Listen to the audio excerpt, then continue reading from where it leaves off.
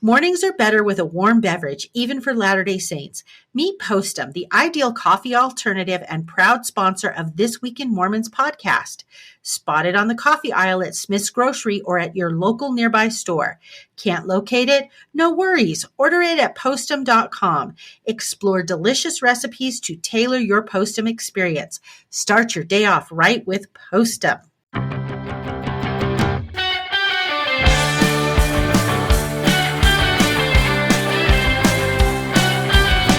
Welcome, everybody, to This Week in Mormons with Matt and Melissa. How are you doing, Melissa?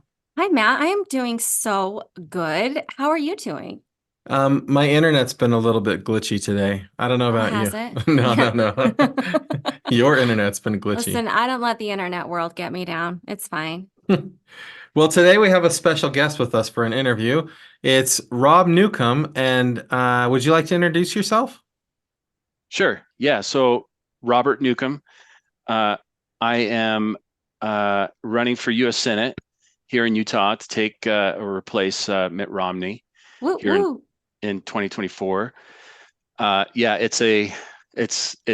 quite a few candidates. I think there's a total of 16 of us.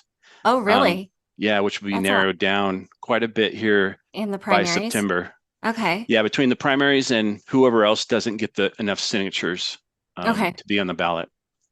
So, so that's me. I'm married and I have 5 kids, ranging from, we have twins that are just turned 6 years old, and our oldest daughter is 13. All right. Going on 16. But you're in the prime of your life right now. Just hold on tight.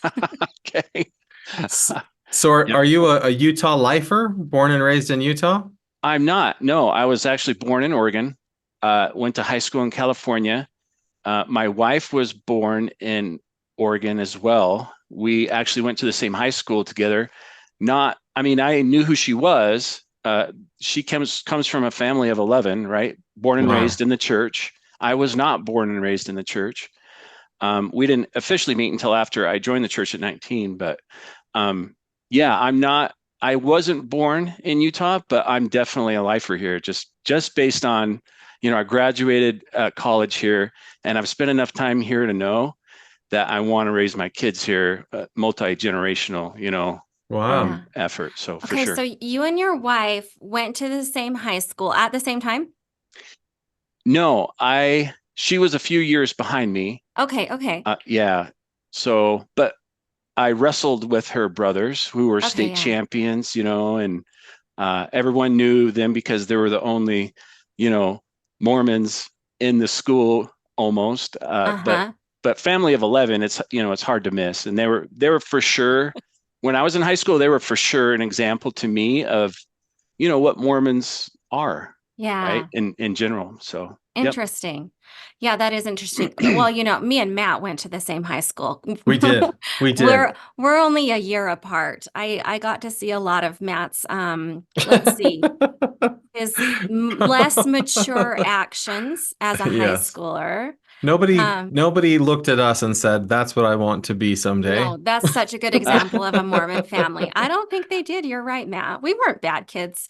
Well, so Robert, was it a flirt to convert situation for you, Robert? You met them and No, it wasn't, because I didn't meet my wife until I was our first meeting was 25. Wow. And we didn't get married until we were 30, but we didn't start dating either until I was 29. Oh. So I joined. My conversion to the church was definitely not affiliated with any persuasion of the female, gender. So there were not sister missionaries at your door. No. I was only taught by elders, but yeah. Well, what was your life like growing up in Oregon? Oregon was okay. Oregon was a lot of fun. As kids, you play a lot in the woods, and make forts, and you just have a great time, right? And in the forests of Oregon. But most of my hardship as a youth probably comes from my experience in California, going to high school there and we're not well off growing up. My dad was a preacher. He was also he was disabled in working construction, and then later became a preacher. But I remember growing up, in the basement of churches and eating beans and bread, for days at a time. Wow. But as kids, we never understood, right, that we were poor. I came from a split family, so my dad remarried, and I actually have like 6 stepbrothers and sisters. Wow. So yeah, we never thought that we were, what society thinks of as poor. That those thoughts never really crossed our mind. So, but California was definitely a different experience to me. In my youth, like a lot of kids that I think that don't affiliate with the church, or even in the church too, but I was caught up in a lot of, youthful activities that took me into, getting in trouble quite a bit, as a teenager. So yeah. So then what brought you to our church? Your dad's a preacher. Was like Yeah. scripture and stuff a big part of your life growing up? No, my dad carried the philosophy of not trying to coerce or force, his kids to go to church. If I had started the conversation with him, absolutely, he was privy to share his opinion and his experience in religion. But and I even remember, when the elders gave me the Book of Mormon for the first time, and starting to read it and asking my dad his opinions on it. And even as a preacher, my dad said he could not find anything incorrect about the book, and he believed it to be a true book. Whoa. Absolutely, yeah. But Wow. he never joined the church either. So Yeah. yeah, so that certainly, I think his approach to it was the same as mine, where I want to experience something or analyze something on the merits of what it is, not try not to carry any unbiased, approach to my consideration of the Book of Mormon. I think his philosophy was basically the same, right? Mm-hmm. So, and I think we call it, unconscious bias a lot of times, even in science, Yeah. when we do science experiments. So, Yeah.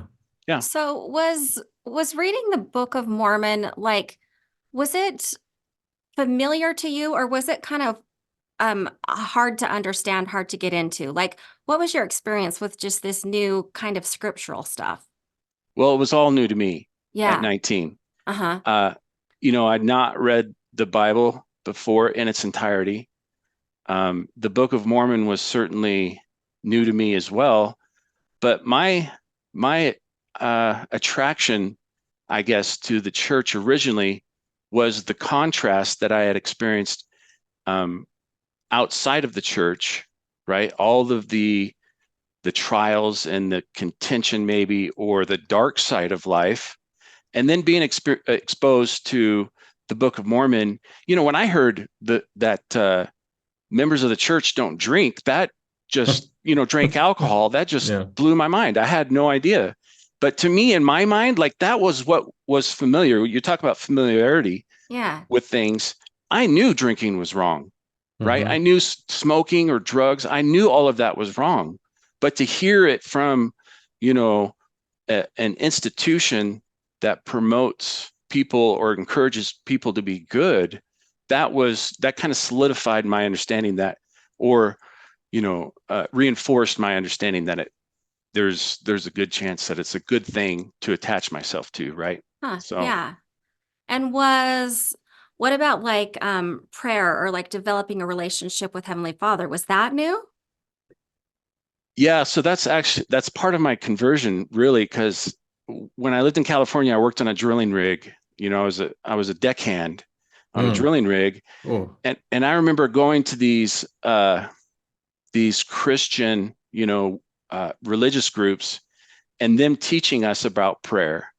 And so I had started praying even before I joined the church. And I felt like, prayer to me was an opportunity to have an influence in my life for good. And I feel that it prompted me to investigate different religions and ultimately, find a place, in this church, the Church of Jesus Christ of Latter-day Saints. So was that an easy transition for you, becoming a member of the church?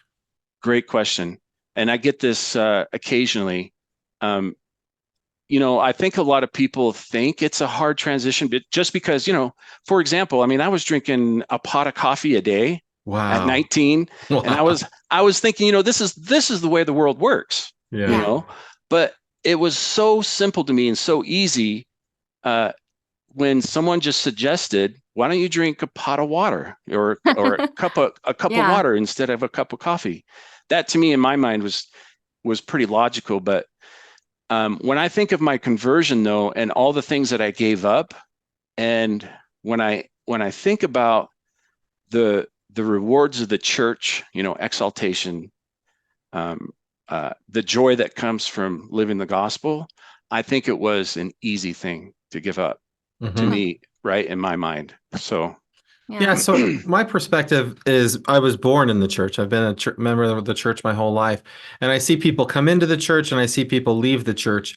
And then I just ask these questions to myself of like, what's going on there? And it seems like there are people when they join the church, they find out things they never knew about before, or something happens in the church that they hadn't expected. And then they're like, whoa, whoa, whoa, like, what did I do? And then they just sort of leave. What was it about you that like made you say, because you must have encountered similar kinds of things and said, yeah, but I'm not going to leave over that. Yeah. So another good question, Matt. I'm really impressed. Matt is so good at questions. So yeah, because I went to Institute all the time. I tried to go to Institute as much as I could. I researched church history. I dove into the Mormon religion as much as I could and studied, Joseph Smith. I would like to, I'm certainly not an expert, but when it comes to like the hard questions that people have posed, why did Joseph Smith have a 6-shooter, or a pistol in Carthage jail, or, there's a ton of questions, right, that we get. And I've found that when I look at history and I consider what Joseph Smith did, I think, there's the pundit or the critic, right, that has to write his opinion about what occurred in church history, but he wasn't there, right? Yeah. And all of the impressions that I get from Joseph Smith, that I get from, other leaders of the church, is that they loved their people, right? Look at Joseph Smith. He died at what is he, 42 or 44? He lived half a life. And for what? To me, that is all a perspective from an individual who wanted to sacrifice everything for the betterment of the cause and his people. Yeah. So, people will call him a charlatan or whatever. And we weren't there. We don't know the intentions of his heart just based on us not being there. So, there's a certain perspective, I think, in my mind, where you look at the critics or you look at things, blog posts or internet, whatever you find on the internet. And I think we really need to consider the very fact that we weren't there. We didn't experience the trials that the early saints experienced. And so our opinion is limited, right? Yeah. When it comes to that. Yeah. Yeah. I wonder, now you're this, if from an outside view, you're just this dad in the church with this super LDS family. And I wonder how, because a lot of the way that we do things as parents is cultural as far as Mormonism. And I wonder how you are, navigating now raising kids in the gospel with this cultural versus this whole like really religious experience that you've had, the way that Sure. you look at things. Yeah. So when I joined the church, I had some great examples. I can think of a few people. There was this family that I knew, the Blanchards, right? And I would go at 19 years old, I would go to their house and I would see like how great their children were, and how great they were at scripture study and how, devoted they were to having scripture study every night. And I realize this now as a dad and a father, but the kids were just, behaving because there was a guest in the house, clearly. But so when I look at my family, I kind of tease my wife and I say, because, she grew up in a family of 11. And I ask her, I say, because my kid, all kids probably, yeah. All of them. And I ask her, I tease her and I say, is this how it works? Is this, do people, do your brothers and sisters, not pay attention or, anyway, it's caused us to be kind of creative when it comes to scripture study or, prayer. But yeah, for sure. When it comes to, because I didn't grow up like that, right? I didn't have those experiences, but it's certainly for a convert, there's a learning curve, right? In those respects. But yeah, we kind of figure it out. I think like most families, figure it out. So yeah. So a while ago, I was home teacher to a family, and they had a home teacher prior to me. It was Elder Bednar was their home teacher. He wasn't, he wasn't a member of the Quorum of the 12 yet, but it was funny because so their daughter, by the time I was their home teacher, she was like a young adult. But they would tell me stories about when Elder Bednar, who wasn't elder, but when he would come home teaching, how this girl would run away and hide because she was so afraid of Elder Bednar, the home teacher, because it would just become, I don't know, just maybe a different kind of atmosphere, right, than what she was used to. And I thought, it's like kids are just like that, right? Doesn't matter who your home teacher is or who your parents are or what they're trying to teach you.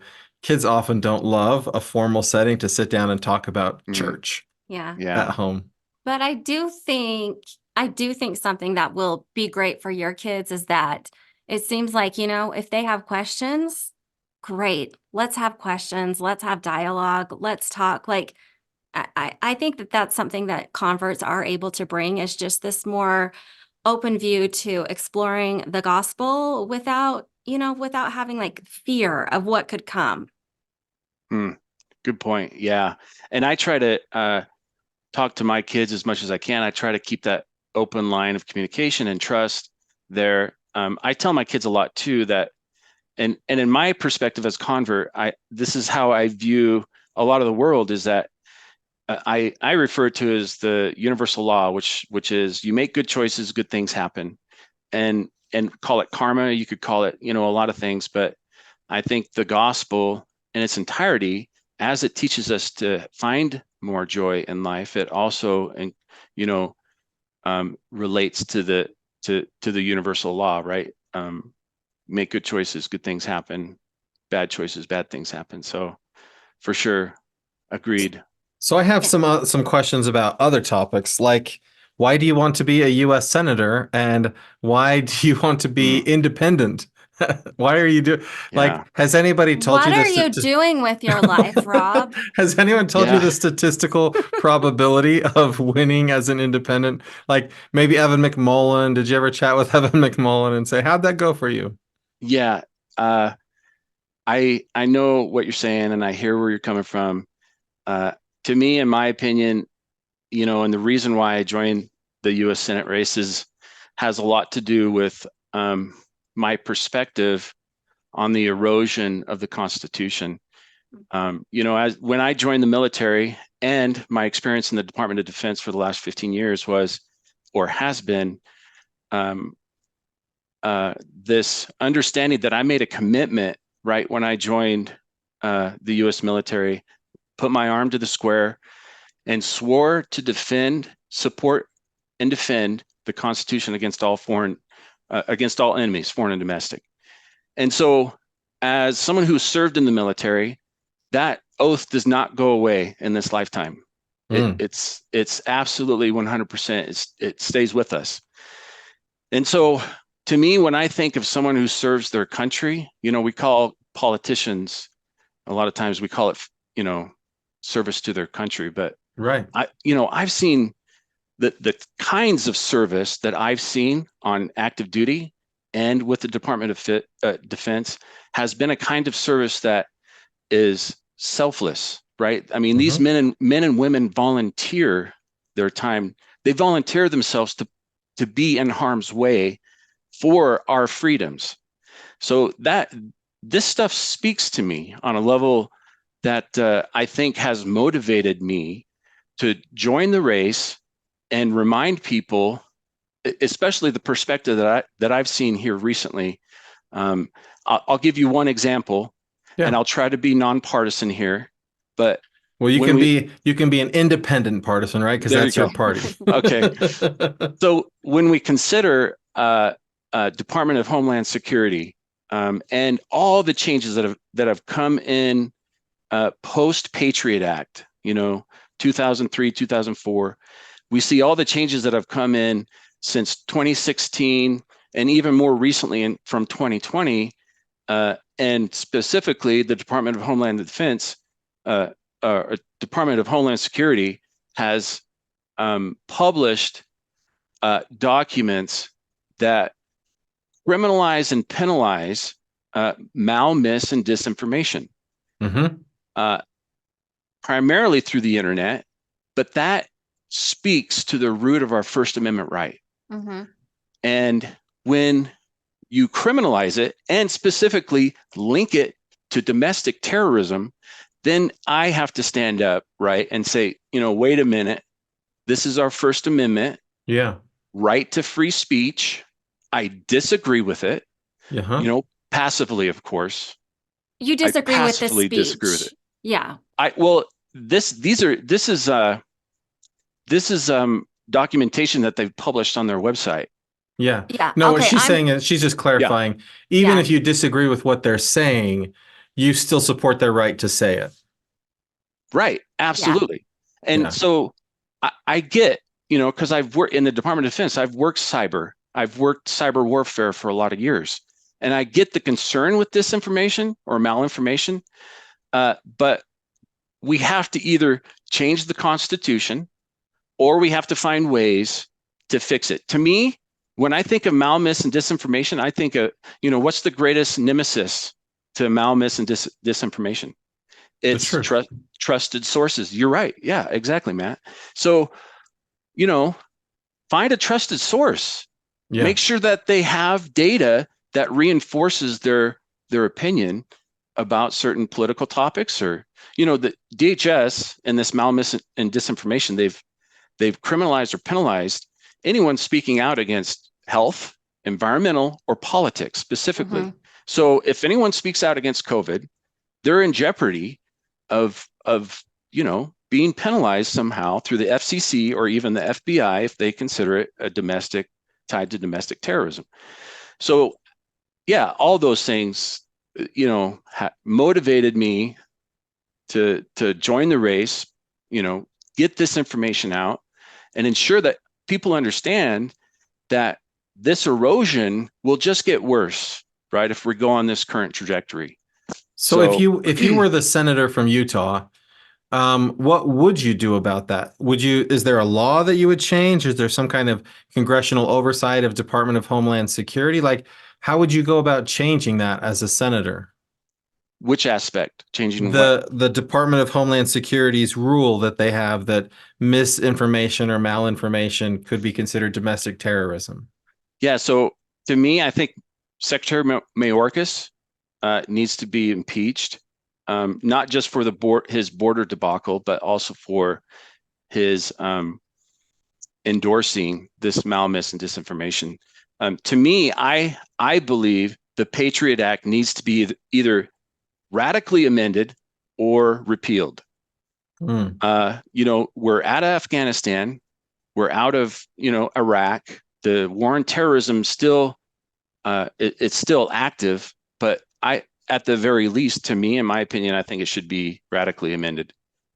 There is something interesting that, like, if you go to the 1800s, so many of the elected officials had some kind of military background, some kind of military experience. And since World War II, we've really seen an erosion of that in American society, that fewer and fewer elected officials have experience in the military. I wonder, from your perspective, would it be better if there were more people with military background in elected office, or is it a good change the way things have changed? Yes, I agree, Matt. I was reading some statistics here today, um, and the other day about World War II and how many of our youth and adults were drafted in World War II. Something like 12 million in the United States were draftees. We are no doubt on the precipice of another world war. They just advanced the doomsday clock, another 30 minutes or something. Hmm. There's all these, to me, in my experience in the Department of Defense, I analyzed vulnerabilities, susceptibilities from China and Russia. I dove really deep into these issues, and I see a cascading effect, um, primarily associated with my understanding of foreign policy as it relates to how we deal with Russia, how we deal with the Middle East and China. But I definitely see a cascading effect. But to your question, um, I I believe that you know these issues we have to be aware of, going in to this election year. Uh, I don't. I think a lot of people um, need to step up, put away complacency, and be involved in the electoral process. And this is just, we are being to me, we are being bombarded with all kinds of threats and susceptibilities, whether it's our Constitution, whether it's foreign adversaries, or even the intrusion of, topics like ESG and DEI in our school system. To me, if you trace back and I won't get into the details too much about this unless you want to, but if you trace back the origins of DEI and ESG, it comes from the United Nations. So you have an entity that we've spent billions of dollars supporting, and behind the guise of good intentions, because they do a lot of good work, the United Nations does, but Sure. behind the guise of good intentions, they've implemented this DEI ESG strategy, which is just another affirmative action. It's just rebranded, right? Yeah. So yeah, we're absolutely, to me, a senator needs to be aware of this stuff, cannot be influenced by big donors, and cannot be influenced by lobbyists or special interest groups. And I take the time, and the people that I associate with on my team take the time to do the right research, get the right data from trusted sources, and then we make an opinion based on those kinds of influences.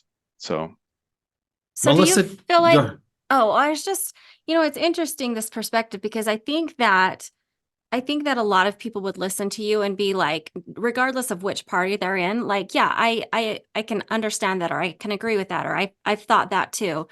Do you think that that really is kind of the overarching problem, is that we've really just got two parties, and if you're financially backed, then good for you, and if not, then good luck. But we're not really, this is just maybe my opinion, but it doesn't seem like we're able to accomplish a whole lot other than getting the word out, I guess, if you're not beholden to big financiers.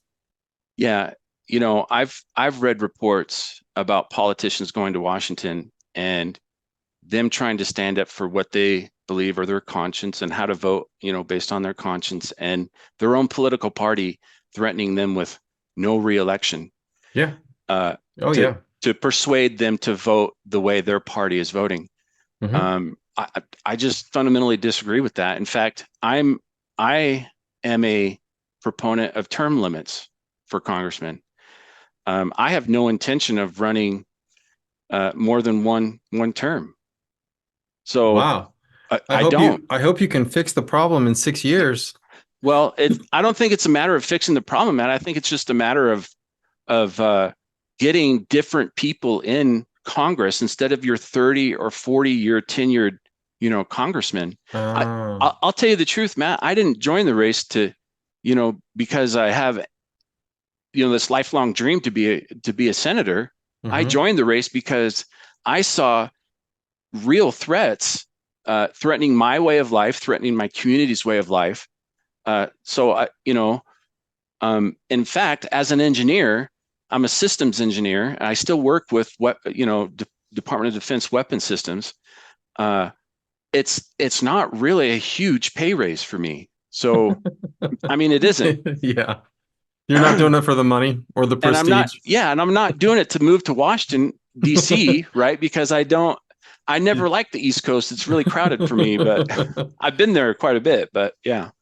Well, I wonder your perspective on this. I was having a conversation with someone the other day who, in fact, it was just yesterday, and he was like, "Look, I read the news and I'm afraid, and but he's on the other side, right? He says if Trump gets reelected, I worry for my country and for my freedom, and I know that there's people that feel that way about Joe Biden. It feels like a lot of people feel like there are existential threats in politics." But it's people on both sides of the aisle looking and saying like, wow, like these are real problems. I wonder how you fix that. How would you fix that? Yeah, there is a great degree of polarization in our politics, more than I've remember reading about in history or in my lifetime.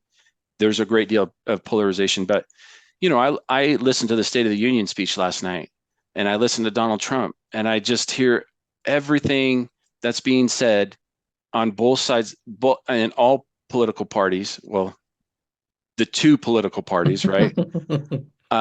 Just rancor and, more division, more polarization. An independent candidate can help bridge those gaps. And to me, in my campaign, what I'm focusing on is reminding people. I don't want to go back, right? As Biden says, go back and make America great again necessarily. But to me, it's a building relationships of trust by reminding people that our Constitution is our standard of liberty, right? Mm-hmm. To quote Moroni, Captain Mm-hmm. Moroni. To me, it's reminding people of our Bill of Rights and the rights of the people, and preserving those rights. And then those bridges, I think, can be rebuilt among both Republican and Democrat. I mean, I anticipate in caucusing with the Republicans for sure. But to me, that's how we build relationships again on common beliefs. He's speaking your language, right, Melissa? You love that stuff. Well, I do feel like, I feel like all parties talk about like the Constitution, like this is what our foundation is, but I don't ever really see the connections of the policies that we're making and how those are supporting the Constitution. To me, that's what the big disconnect is. And I do like the idea that, like, yeah, we really do. We need to find ways to connect with each other again, to build bridges, to focus on our common beliefs, and that should be Constitution, at least, in the United States. So is there something about the church or the teachings of the church that helps here, that maybe brings you guys comfort or helps you to not worry so much? Or does the church do anything to help here? Melissa, do you want to take first stab at that? I will take first stab at it. I actually am not fearful. I think what the church brings me is a belief that people are good. And so when I live my life and walk through my life, you don't have to be a member of the church for me to believe this, but I really believe that foundationally we're all children of God and that we are all good. We all are trying our best. We're doing what we know how to do. And maybe, what I know how to do is different than what you know how to do, but it doesn't mean that you're not still good and not still trying. So for me, I don't have like the despair. I just like to believe the best in people. And then I think for me, that's just how I feel good about moving through life and the world. And then just, everything's going to be fine is kind of how I look at it. But I'm not a politician. I'm not, trying to get my voice heard, Yeah. Yeah. So let me give you an example, maybe that'll help bring clarity to my perspective. When we consider, because in the military, as an engineer, I help implement advanced technologies, specifically in autonomous behavior or autonomous technology. And so I'm pretty familiar with AI. And so when we consider AI and all the dangers that may come with it, we have a continual evolution of AI from its conception to the different forms of it. What I worked on was what's called computer vision. So anything video, you take data points from videos and you apply it to your autonomous behavior. But if you look at the other segments of what AI is, whether it's large language models or generative AI, or what they eventually anticipate obtaining, which is AGI, artificial general intelligence. To me, I think, to answer your question, Matt, I think this gift has been given to us, right, for whatever reason, but it's up to us to determine how this evolves into AGI. To me, I think the government, without correct oversight, congressional oversight of tech industry, some very dangerous things can occur. Yeah. I mean, we look at Tesla or Elon Musk and how he's, what is it, Optimus, the robot? Yeah. Or I forgot the name of it, but, those are advancing almost as quickly as AI is. And so when you couple AI and, these incredibly performance-driven robots, I mean, there's some dangerous scenarios, right, that can come about. And especially when you give government the latitude to do a lot of overreach and even tyranny, right, or oppression, and even in our government, when it gets too big, those are all vulnerabilities or threats that we should, as the people, should be aware of. So, to answer your question, I think I'm not afraid of what's coming, but I certainly think that we can influence, right, the product, the end product. And that very much is paralleled with how involved we get in politics, right? And if we don't get involved, we're allowing other people to make those decisions for us. Absolutely. And here's a good example. I mean, look at Captain Moroni, right? They were faithful saints. Look at Joseph Smith and how he was involved in the presidency of the United States. All these elements, to me, when I think of the scriptures or what's in the Book of Mormon, there's figures that have arisen in these stories that we learn that tried to influence people or remind people that they have a role in their liberty. So, Captain Moroni did the same thing. But I have a very specific question that's only going to matter to our listeners in Idaho, but there's something happened. I want your expertise on this question. So the Idaho State Senate, it hasn't become law yet. They passed a bill that would make it so that the state of Idaho's National Guard cannot be sent into active duty, active service, unless Congress first declares a war, which hasn't happened since World War II, right? So there's this feeling that like the National Guard is getting used as active duty forces in the place of our active duty forces. And I think they kind of want to push back on that. The argument I heard against that was that it would hurt the Idaho National Guard in some way because the Pentagon would say, you're not going to be combat ready or we can't use you or so. Anyhow, what do you think about that? Yeah, so I think I know why they passed that law, and that's in response to what Governor Abbott did in Texas as far as pushing back on the federal government and because the federal government wanted to activate Texas National Guard, and Governor Abbott, because they were at the border, and they put up the razor wire, but they, yeah. Oh, I see. I think it's in response to that, but I think in the long term they're protecting themselves against the federal government from coming in and activating the National Guard without a state provision in place to prevent that. Okay. So that makes sense. Yeah, that's But something I don't know very much about. I don't know much about. Yeah, I mean, the question is, do I agree with it? I absolutely. I think state rights. This is a constitutional republic. State has absolutely the right to do that. There's the Wars Act. Yeah, War Powers Resolution. There you go. That prevents the president from committing troops beyond like 30 or 60, 90 days without congressional act of war. Yeah. Yeah.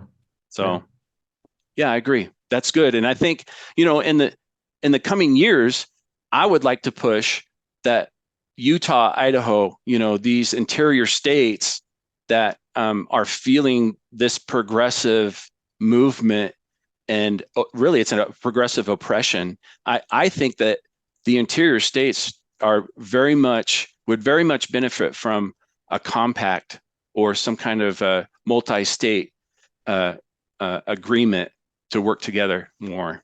So Melissa hates it when I get deep into policy. So I don't hate it. It's just that when you do, I look dumb, and it's fine. Yeah. Do you have other questions you want to ask Melissa? About politics? No.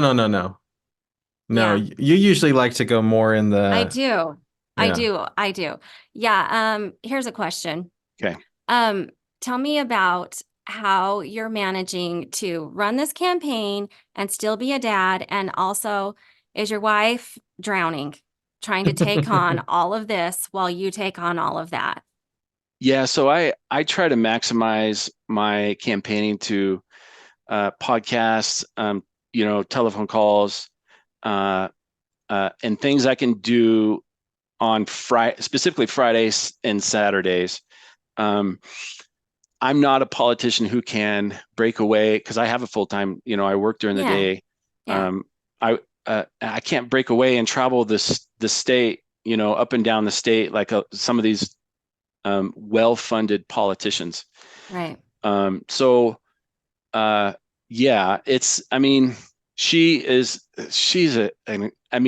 definitely married up, right? She, she served her mission in Thailand.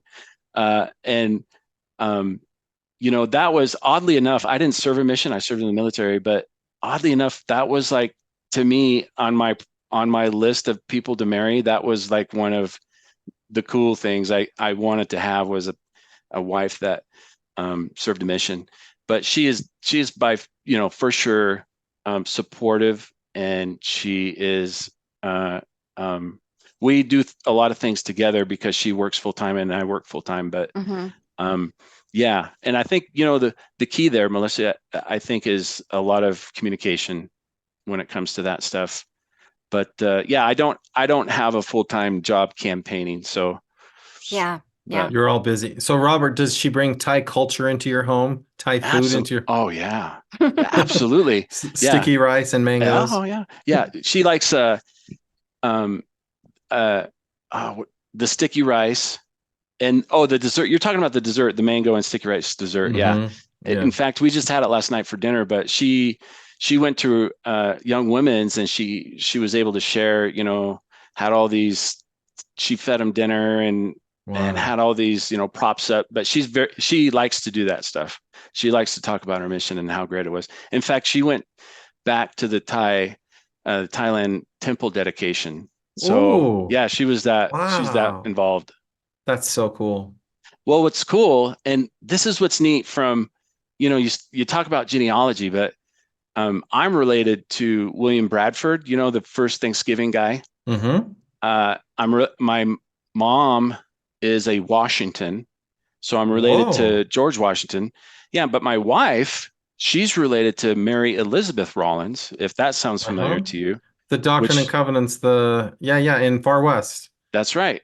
Yeah, and she's related to James Henry Rollins, who was a bodyguard for Joseph Smith. So we kind of have interesting, genealogy. But she's for sure married up, and I appreciate her saying yes. When I pose the question. So. Well, that's great. So, Robert, if our listeners want to get in touch with you or want to follow you or want to find you, how would they find you? So we have a website. It's senatornewcomb.com. I am active on Twitter. I will be active on YouTube.